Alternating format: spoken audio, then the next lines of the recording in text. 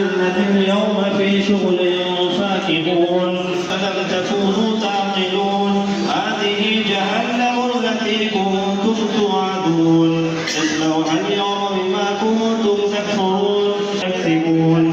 ولو نشاء لطمسنا على أعينهم فاستبقوا مما عملت أيدينا أنعاما فهم لها مالكون وذللناها لهم فمنها আপসীন নেত্রী গণতন্ত্রের মা, যিনি এই দেশের জন্য সংগ্রাম করতে করতে গত 30 তারিখ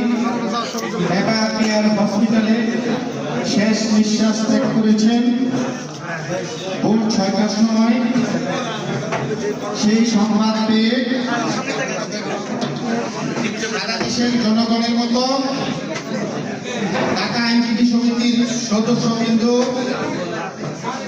নির্বাক হয়ে গিয়েছিলেন। ওই দিন আমরা যখন আদালত প্রাঙ্গণে আসি, সাধারণ আইনজীবীদের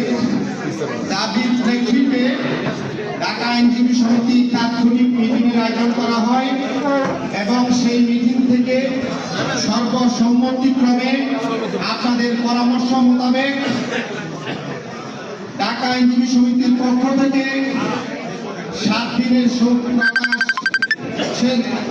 প্রস্তাব এবং রেজুলেশন আনা হয়। পাশাপাশি 7 দিন কোরআন খতম হবে এবং 30 তারিখ